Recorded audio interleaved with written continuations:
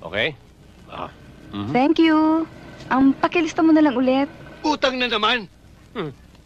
Ang dami ng utang niyang Gretchen na yan, Chong, hindi pa naman gaano karaming utang na pandesal nito si Gretchen eh. Bartolome, pakicheck mo nga kung ilan na ang utang kong pandesal. Sure. Sandali. Pandesal ni Gretchen. 2,998. Nakita mo na.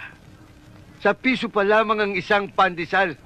Halos 3,000 na Gretchen ang utang mo. Pwede ka nang magtinda ng sarili mo, Kami naman ang mangungutang. Tingnan ko lang. Yung monay niya. Ikaw? Tingnan mo monay niya. Tingnan mo kung gaano kalaki utang niya sa monay.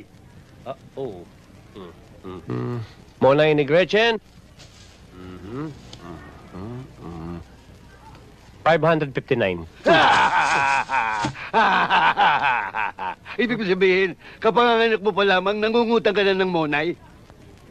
Chong, magbabayad din naman si Gretchen eh. Hindi ba, Gretchen? Oo nga, Chupancho. Huwag mo ako machupa-chupancho, Hindi kita pamangkin. Bleh.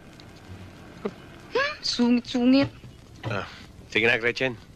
Ako na ang bahala kay Chupancho. Alam mo, ang bait-bait mo sa mga taga rito.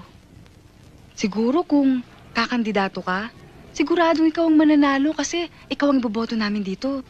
Salamat. Sige, okay na. Thank you.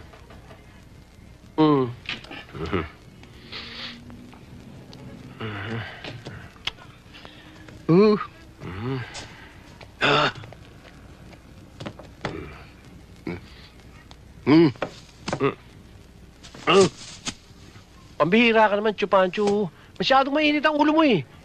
Nakikisama lang naman tayo sa mga taga rito eh. Tayo meron, di tayo magbigay. Magbigay. Mamumunan ako tapos pamimigay mo. 100 pandesal, 3,000 pandesal. Kung ilang libo na yan, pati mo na yung pinamimigay mo. Sobra ka na. Magandang araw ho. O yan, parokyano. Ayun na umarap. Ang init ang ulo nyo eh. Bakit? Isusoli ko tong pandesal.